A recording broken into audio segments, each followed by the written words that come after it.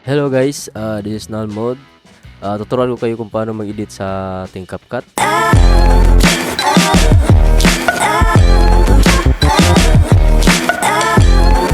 Sa mga basic editing skills, open nyo lang yung CapCut ninyo. Tapos, new project. Tapos, mag-import lang kayo kung anong gusto ninyo na videong i-import o i-editin. Sa akin ito, hanap lang kayo dyan. Tapos, lagay nyo sa baba yung napili ninyong video. Adjust nyo lang sa gilid kung anong gusto ninyo na para komportable kayo. Tapos, maraming mga settings dito guys. Lagyan natin yan ng library yung sa mga default o transition, filters. May mga built-in dyan. Hanap lang kayo. Pero sa akin, gusto ko tong enhance para maganda yung quality ng ating video. Pindutin nyo yung plus button. Tapos, lagay sa baba yan. Tapos, pwede nyo yan binatin pa gilid para mahaba yung effects na covered ng effects natin sa ating video. Tapos, marami pa dyang mga effects guys. Kayo nang bahala kung anong gusto ninyo. Kung mag-cut naman guys, dito sa gilid, madali lang yan sa gitna. Pwede naman mag-control B yan. Para mag-cut kayo, easy lang yan guys. Tapos yun, i-adjust lang yung nasa gitna. Sundin nyo lang yung ginagawa ko. Tapos control B para makat yung alin yung gustong i-cut ninyo guys. Basic lang ito guys na tinuturo natin. Kasi merong iba dyan na baguhan lang sa CapCut. Dito na kayo para malaman nyo kung ano yung mga basic na paano mag-edit dito. Hanap lang kayo dito ng transition guys kung anong gusto ninyo. Sample lang tong binigay ko dito guys. Yung sa mga kinat ninyo, ilagay nyo sa gitna para kung saan yung kinat nyo guys, dun sa gitna din yung transition nyo para magandang tignan.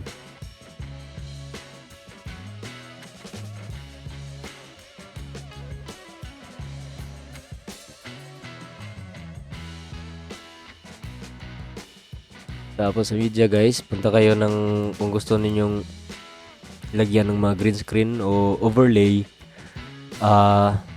Hanap lang kayo guys kung anong gustong green screen o overlay ninyo para magandang tingnan din. Yung may nakalagay na mga subscribe, like, ganun.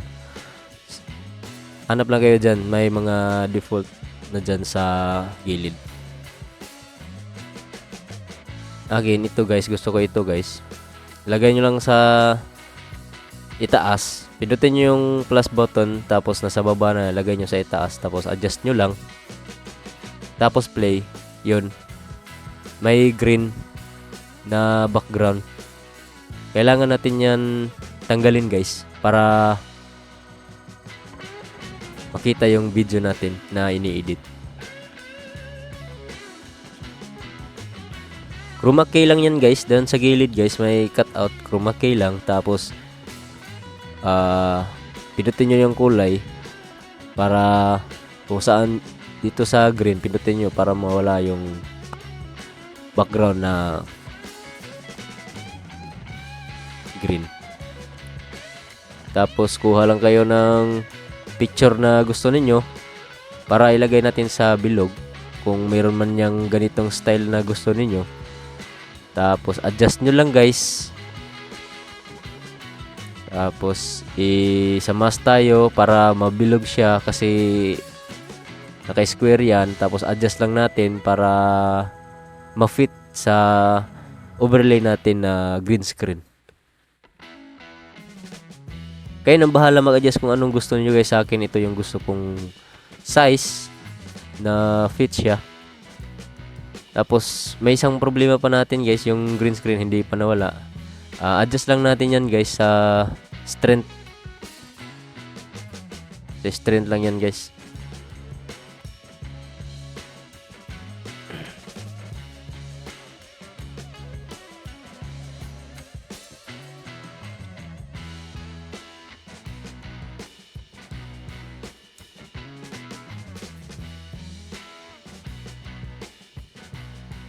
Kayo nang bahala guys kung anong gusto nyong strength. Kaya sa akin, yan.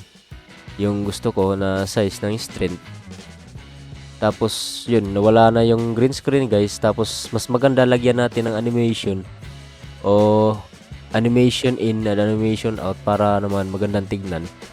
Pag intro ng ating video guys. Kayo nang bahala guys kung anong gusto ninyong animation. Sa akin, gusto ko zoom at saka zoom in, zoom out para maganda naman. Parang mas okay para sa akin. Basic lang na tutorial to guys. Sana ay may natutunan kayo kahit papano. Sa mga baguhan pa dyan.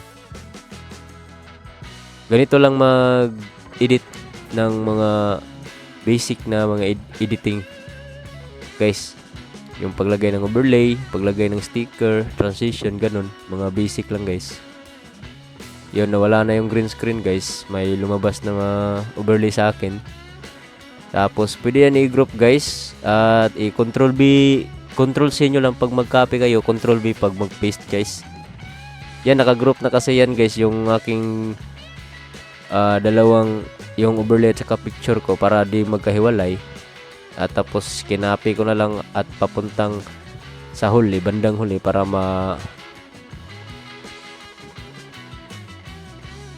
may pakita sa huli yung overlay ko din. Mas marami pa iba dito guys, so may mga transition pa. Tapos may mas magandang may music na ilagay natin guys para maganda yung ating video ini-edit.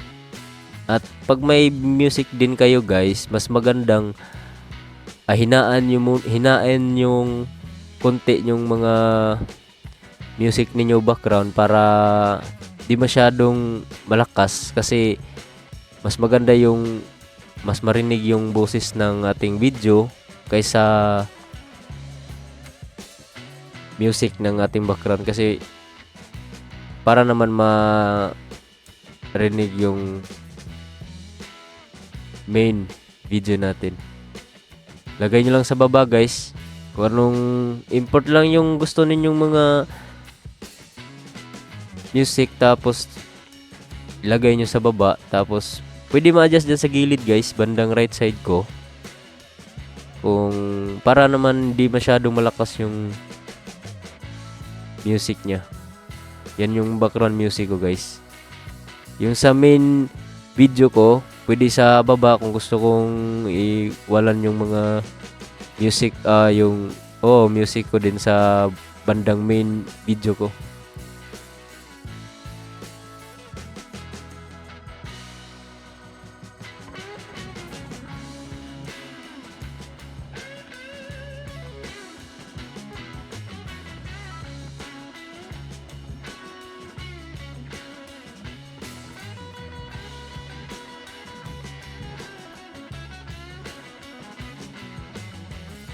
Pwede din lagyan ninyo ng ganitong style guys para naman mas magandang tingnan. May mga effects din sa itaas eh.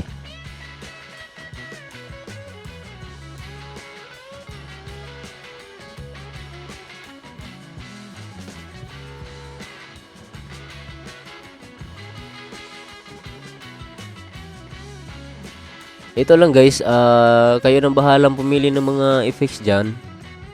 Mga transition, mga filter nyo, kung anong gusto nyo i-filter sa mga video ninyo. At may gusto kayong i-add na mga music o isang video pa, mag-import lang kayo dyan. Kung aling video ang gusto ninyo. Yan lang guys, sana ay nagustuhan ninyo yung video natin ngayon. Sana ay may natutunan kayo. Sa mga hindi pa nakasubscribe dyan, ay pakihit na lang ng like, subscribe button sa baba para lagi kayong updated sa ating mga videong ina-upload palagi. Yan lang guys, adjust nyo lang tong ganito. Tapos, kayo na bahala mag-adjust dyan. Yan lang, basic lang yan guys.